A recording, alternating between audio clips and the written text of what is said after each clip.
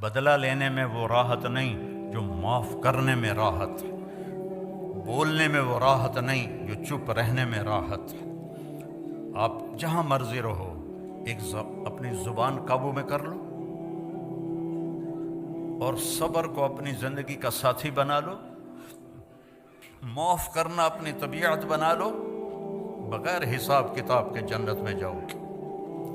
اپنی اولاد کے سامنے بھی خاموش ہو جاؤ۔ اولاد نافرمان ہو جاتی ہے، ماں باپ کی ٹون تبدیل ہو جاتی ہے، ایسا نہ کرو۔ نوح علیہ السلام کا بیٹا کافر تھا اور 950 سال انہوں نے بیٹے کو سینے سے لگا کے رکھا، اس کو جدا نہیں کیا۔ بیوی کافر تھی، اس کو طلاق نہیں دی۔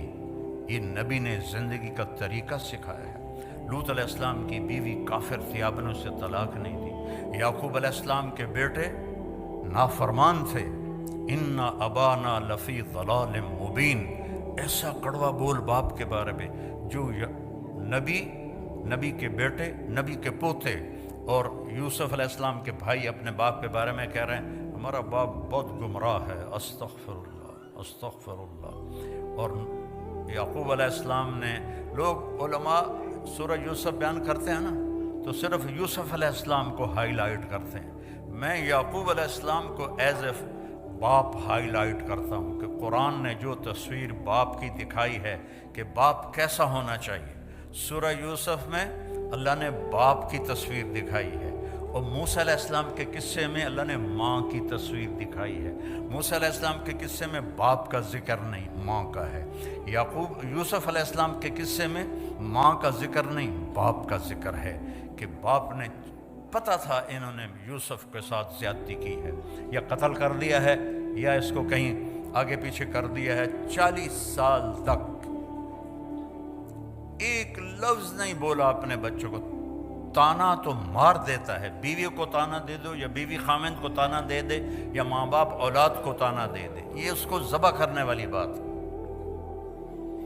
انما اشکو بثی وحزنی الی اللہ، بیٹوں نے کہا نا تَلَّا تَفْتَرْ تَذْكُرُ یوسف حَتَّى تَكُونَ حَرَضًا أَوْ تَكُونَ مِنَ الْحَالِكِينَ، ابا ہن بس بھی کر، یوسف مر کھپ گیا ہے، تو رو رو کے تیرا برا حال ہے۔ تو انہوں نے کہا اچھا میرا جوان بیٹا فوت ہوا اچانک، تو سب سے لائق بھی تھا، سب سے قابل بھی تھا، سب سے نیک بھی تھا، تو پہلی دفعہ مجھے یہ آیت سمجھ میں آئی کہ یعقوب اور یوسف کی جدائی ہوئی، دونوں کو غم ہے، بیٹے کو بھی غم ہے، باپ کو بھی غم ہے، لیکن بیٹا اندھا نہیں ہوا، باپ بیٹے کے غم میں اندھا ہو گیا۔ وَابْيَضَّتْ عَيْنَاهُ مِنَ الْحُزْنِ فَهُوَ كَظِيمٌ، یوسف کے غم میں ان کی آنکھیں ختم ہو گئی، سفید ہو گئیں، یعنی یہ جو درمیان والی پتلی ہے یہ بھی غائب ہو گئی۔ اتنا دکھ دیکھا، جیسے بچپن جیسے پیدائشی اندھے ہوتے ہیں ان کی پتلی نہیں ہوتی، اس طرح غم تھا کہ پتلی غائب ہو گئی 40 سال۔ وَابْيَضَّتْ عَيْنَاهُ، تو بیٹے کے جانے کے بعد یہ آیت سمجھ میں آئی ہے کہ جو غم ماں باپ دیکھتے ہیں وہ اولاد نہیں دیکھتی ہے۔